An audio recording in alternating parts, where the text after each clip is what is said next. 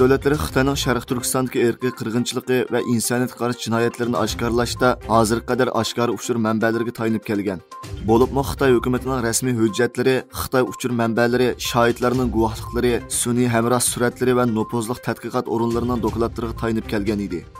Halbuki navbatda Xitoyning rayondagi qilmishlarga oid uchurlarni to'plash va hujjatlashtirishda Amerika istixborot organlarini ishga solish talab qilinmoqda. Shu maqsadda Amerika Davlat Majlisining bir avom palata a'zosi yaqinda bir qonun taklif loyihasi sunib, ochiq-oshkora uchur manbalari Xitoyning Uyg'ur rayonida sodir qilayotgan irqiy qirg'inchiligi va insoniyatga qarshi jinoyatlarni oshkorlashda yetarlik emasligi, buning qarta Amerika josuslik organlarini ishga solishni talab qilgan. 31 may kuni Qozog'istonda sobiq Sovet ittifoqi yurgizgan siyosiy ta'qiblar natijasida qurbon bo'lganlarni xotirlash marosimlari bo'lib o'tdi.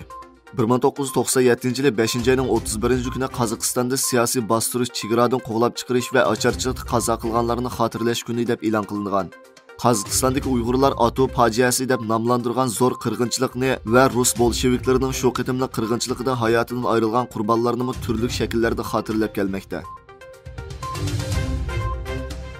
Xitoy Sharq Turkistonning tabiiy boyligini uzluksiz bulan-talan qilib kelayotgan bo'lib, yaqindan beri bulan-talanni texnik kuchaytgandan sirt har xil tajriba sinoqlarini qilgan.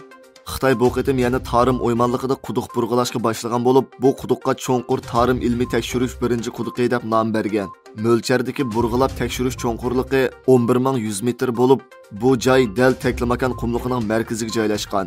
Xitoy taratqullarining xabarida 10 metr cho'nqurlikdagi quduqni burg'ilash yer sharining noma'lum sohasi ustida izdinish, insonlarning bilish pasilini kengaytishdagi bir qitimli sinoq ekanligini ta'kidlagan.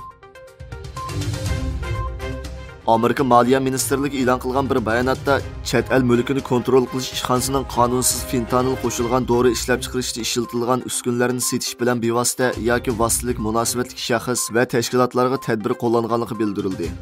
Bayonotda aytilishicha, Xitoyga chetishlik 7 shirkat va 6 shaxs bilan Meksikaga chetishlik 1 shirkat va 3 shaxsga bu vaqtda embargo yurgizildi ekan. Meksika shirkatlari qartilgan jazolar Meksika hukumat doiralari bilan birlikda ijro qilindi ekan. Portugaliya hukumatining bir necha kun burun e'lon qilgan qaroriga asosan Xitoy texnik shirkatlari Portugaliyadan J5 tori qurilishining sirtida qoldirildi. Portugaliya tor bexatarlik oliy kengashi yaqinda bayonot e'lon qilib, Yevropa ittifoqi sirtidagi yoki Shimoliy Atlantik ahdi tashkilotiga, iqtisodiy hamkorlik va taraqqiyot tashkilotiga tava bo'lmagan davlatlar ta'minlagan uskunlarni Portugaliyaning 5G torida ishlatishni cheklaydiganligini e'lon qilgan. Bayonotda mazkur tashkilotlar sirtidagi davlatlarga tava shirkatlarining tor bexatarligiga nisbatan ig'ir xatar hisoblanadiganligi ta'kidlangan.